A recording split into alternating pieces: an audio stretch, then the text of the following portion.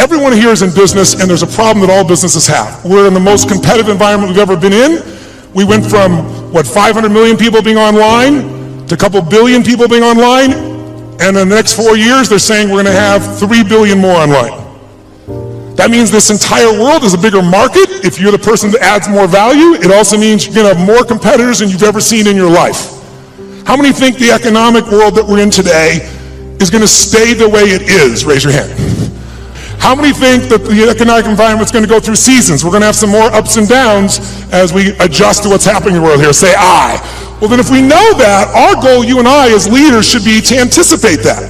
In fact, everyone in this room is a leader of something, whether you're the leader of a company or whether you're a leader of a department or whether you're a parent or hopefully you're a leader and not a follower.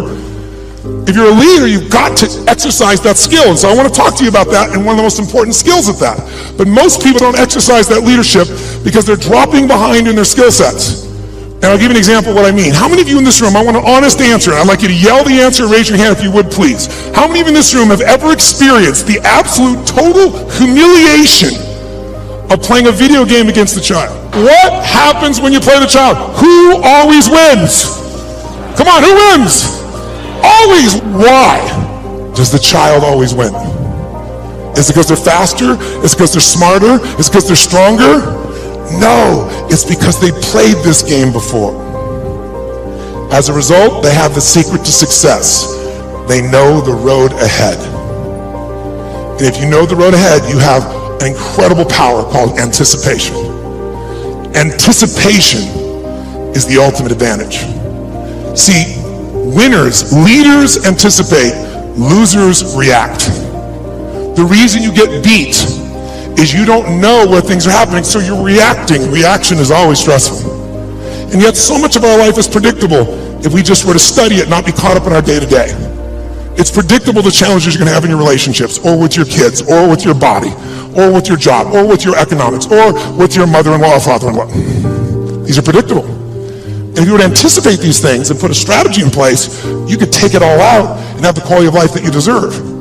In business, it's everything. Those that anticipate, those that lead, and then there's those that follow. The followers are the reactionaries.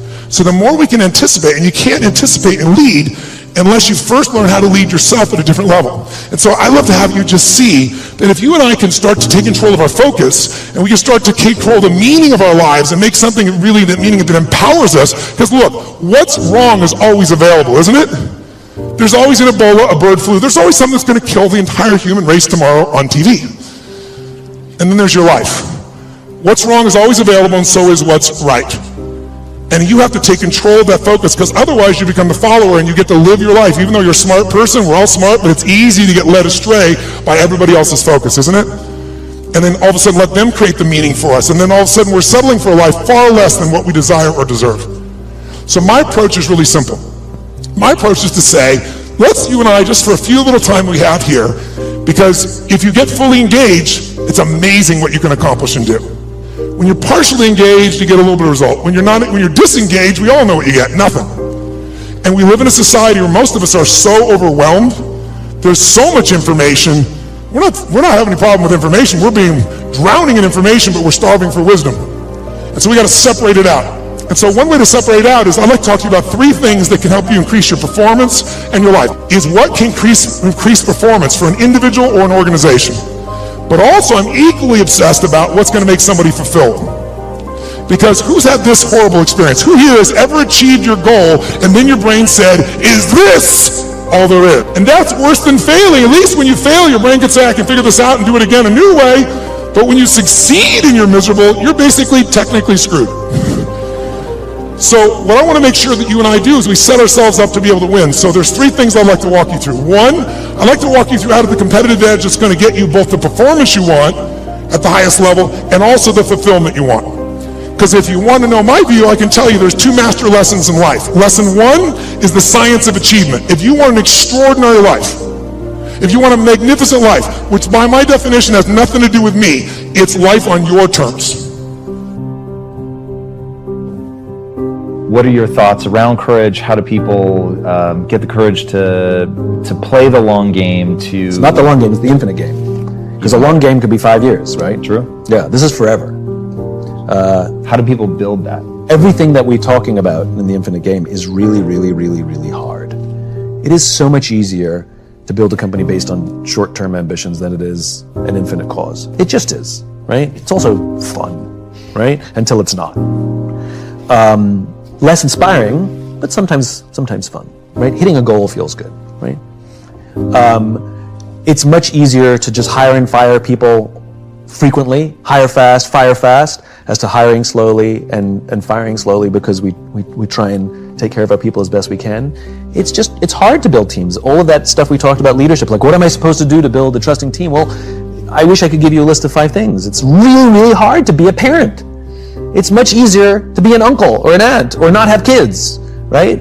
It's hard, right? So why do it? You know, it's fun and exciting to try and beat our competitors, you know? But to have to face our own weaknesses every day, oh, that's exhausting. You know, existential flexibility, I'd rather not. I just would rather not. You know? So the reason this takes courage to completely change our mindset, about the game that we're actually players in, and how we want to approach these things, and do we want to shift our mindset and our organizations to prepare for the infinite game, to be organized for the infinite game, it takes courage because we're going to be swimming upstream in a world that is very finite driven. You know, the pressures on us are overwhelming from Wall Street or our own egos or from internal incentive structures or our bosses, whatever it is. The pressures are overwhelming for us to play the finite game. And so how do you stand up to massive external pressure? Courage. And courage is something that comes from relationships. You know, it's external. A world-famous trapeze artist would never attempt a brand new death-defying act for the first time without a net. They would never do it. So why do we think that we could do something difficult without external support too? I've had the opportunity to meet real heroes, people who've risked their lives to save the lives of others with the belief that they were going to die, and they didn't. And when asked, why did you do it? They all say something similar, which is they would have done it for me. It's external. And so we have to take the time to foster and take care of people around us, to nurture our relationships, because when we're going to be doing something difficult, when we're going to be swimming upstream, when we're going to be innovating and doing something different, there are days we're going to doubt ourselves. There are days we're going to get knocked in our ass. There are days that storms are going to rise, and we have to have people who say, I got your back. You need to do this. We need you. The world needs this. Keep going. I believe in you, you know? And so courage comes from not only our willingness to do that for others, but then their willingness to do it for us. And if we commit ourselves to a just cause and we're willing to do those things, then, you know, the great thing is we take a lot of people with us and change the world for the better. And isn't that sort of the point of an infinite life? To leave this world in better shape than we found it, to leave the companies that we work for in better shape than when we started, to leave our families stronger and better capable than they can do without us. You know, isn't that what it means to live an infinite life? That we can literally live on beyond our own lives.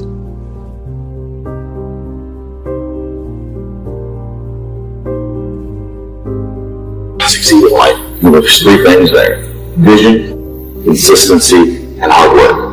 You gotta know where you're going. You gotta believe that you can get there.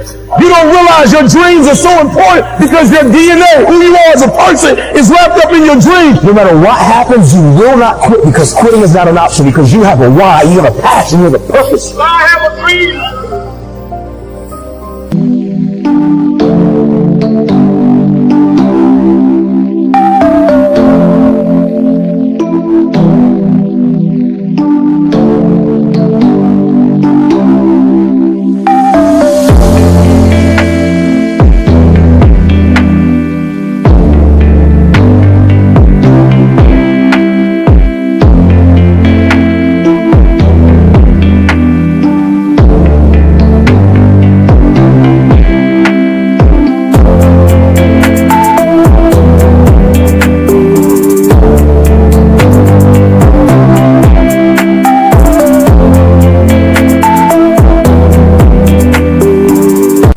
DNA is in your dream.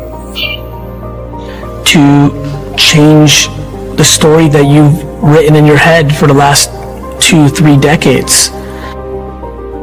And I think it's universal. I think there are very few people who don't get to a point at year 20, 30, 35 that don't start debating, wait a minute, is this what I want? Is this where I'm going? Is this how it's playing out? And, you know, to me, that is one of the most important moments in one's life. You know, many people look at it as a moment to start to get upset. Embrace and accept where you are. That what's happening right now is actually happening for you. That what's happening right now is your benefit. Because as long as I'm thinking that this relationship isn't it, this moment isn't it, this house isn't it, this career isn't it, what I'm doing is I'm putting all of my happiness on a result.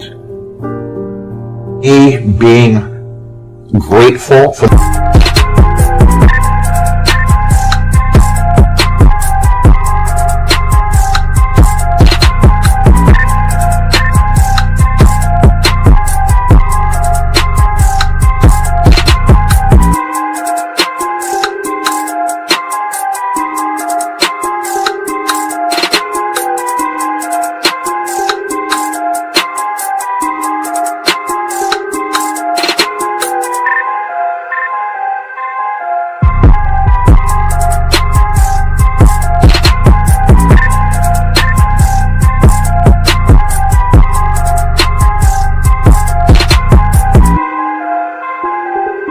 the moment that I have, whether it could be a bad moment, it could be, you know, an amazing moment, because my happiness is up to me. And so my enjoying of this moment is up to me.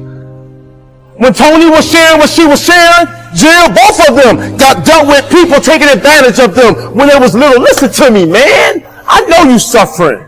I know you hurting on the inside. You wondering why. Like, why this gotta happen to me? Why I gotta experience it? Why this person had to take advantage of me? I promise you, you are turning into a warrior. Everybody wants to judge themselves through the lens of a moment. They want to be cool right now, today, and they're asking themselves, what's the least I need to do to feel cool? What's the least I need to do to be successful? But once I stopped asking that question and I started thinking about really who I could become and really harnessing the human ability to adapt, what people need to understand, humans have become the apex predator not by being the strongest, not even by being the most intelligent. They're willing to put in that hard work. They're willing to reframe the question from what's the least